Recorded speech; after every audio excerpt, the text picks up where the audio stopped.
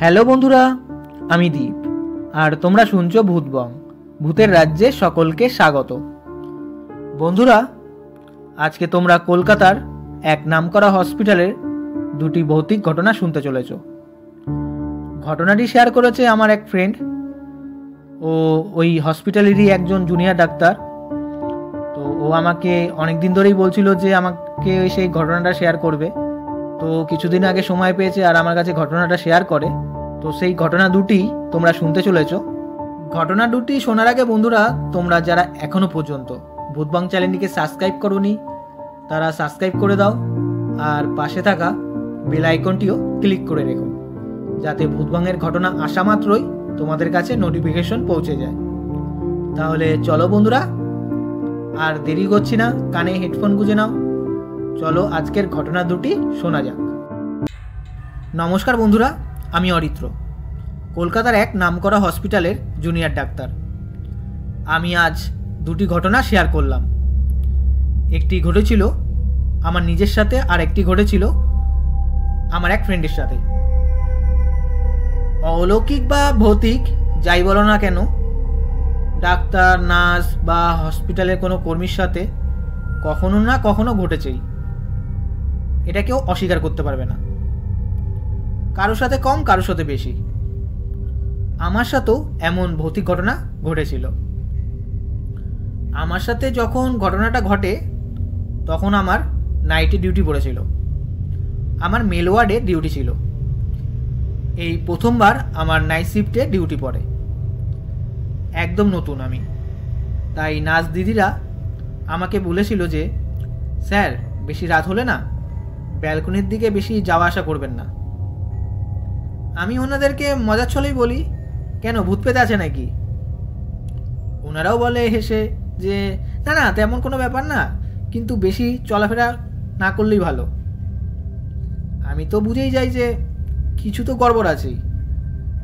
তো খুব দরকার ছাড়া আমি ব্যালকনির দিকে যেতামও না, ওয়ার্ডেই থাকতাম। প্রথম 3 দিন কিছু ঘটেনি। এমার্জেন্সি দরকারে সেই ব্যালকনি দিয়ে যাতায়াত করেছি রাত হলে, তো কোনো প্রবলেম হয়নি আমার সাথে। কিন্তু 4র্থ দিনে আমার সাথে সেই অস্বাভাবিক ঘটনা ঘটে যায়। রাত তখন 12টা বাজে। আমি জিএফের সাথে ফোনে কথা বলতে বলতে ব্যালকনিতে যাই। ব্যালকনিটা অনেকটাই লম্বা। আমি যেই সাইডে ছিলাম সেখানে লিফট আর সিঁড়িটা। আমি লিফটের পাশে দাঁড়িয়েই কথা বলছিলাম। হঠাৎ আমার চোখ যায় ব্যালকনির অপর দিকের সাইডে। অপর দিকের সাইডটা ওইটাই লাস্ট। বাঁ দিকে পড়বে ওয়ার্ডের সেকেন্ড ডোরটা আর ডান দিকে পড়বে স্টাফদের ওয়াশরুম।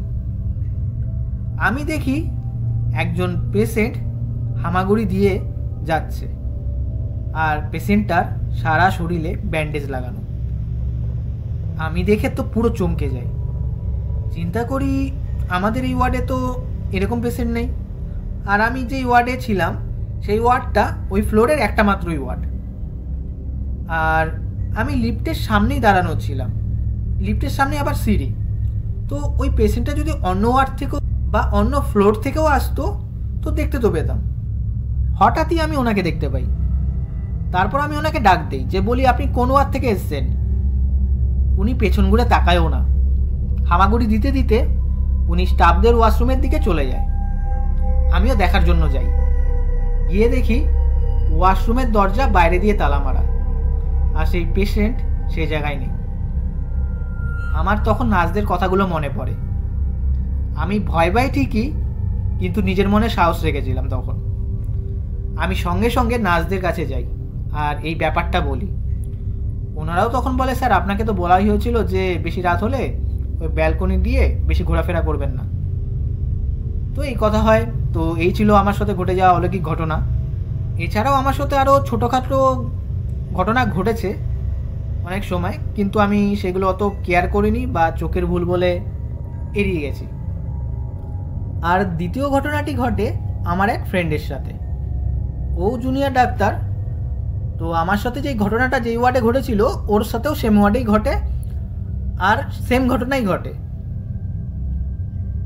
আমার সাথে যেই ঘটনাটা ঘটেছিল তার 1-2 মাস পর ওর সাথে ওই ঘটনা ঘটে। ওরও নাইটে ডিউটি পড়েছিল। ও একদিন রাত 12টার সময়, 12টা বা 1টার মধ্যে হবে, ও ওয়াশরুমে যায়।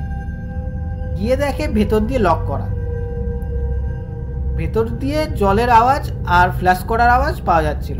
ও ভাবে যে মনে হয় ভেতরে কেউ আছে। ও কিছুক্ষণ ওয়েট করে। এরকম ওয়েট করতে করতে 10-15 মিনিট হয়ে যায়, কিন্তু ভেতর দিয়ে কেউ বেরায় না। ও 2-3 বার নকও করে, কিন্তু ভেতর দিয়ে কোনো সাড়া শব্দও পাওয়া যায় না। আর ওর খুব জোরে টয়লেটও পেয়েছিল। ও কি করে, জোরে দরজা ধাক্কায়, আর জোরে দরজা ধাক্কাতেই দরজাটা খুলে যায়। কিন্তু দরজা খোলার পর ও যা দেখে ও আজও সেটা ভুলতে পারে না। ও দেখে ভেতরে একজন লোক পুরো গায়ে ব্যান্ডেজ লাগানো, ফাঁস দিয়ে ঝুলে আছে। ও ওই দেখে চিল্লিয়ে ওঠে আর দৌড় মেরে ওয়ার্ডে যায়। ওয়ার্ডে গিয়ে নার্সদের এই কথাটা বলে যে একজন ফাঁস দিয়েছে। তো নার্স আর গ্রুপ ডির কর্মচারীরা ওর সাথে সেই ওয়াশরুমে যায়। ওয়াশরুমে গিয়ে দেখে কেউ নেই, পুরো ফাঁকা। তো ও নার্সদের বোঝায় যে আমি সত্যি বলছি, আমি সত্যি এরকম দেখেছি, ভুল বুঝেন না আমাকে। তো নার্সরা বলে আমরা সবই বুঝতে পারছি, তুমি ঠিকই দেখেছো, কিন্তু ব্যাপারটা হলো যে এই ফ্লোরে এরকম অলৌকিক ঘটনা আরও অনেকবার ঘটেছে, অনেকের সাথেই ঘটেছে, তাই এই নিয়ে বেশি ভেবো না। তো এই ছিল 2টি ঘটনা। আর পরবর্তীতেও আমার ওই ওয়ার্ডে ডিউটি পড়ে, কিন্তু কখনো আমার সাথে আর কোনো ঘটনা ঘটেনি।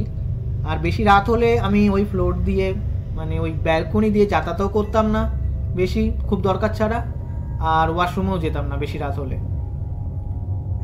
তাহলে বন্ধুরা, আজকের এই 2টো ঘটনা কেমন লাগলো কমেন্ট করে জানিও, আর লাইক করে দিও।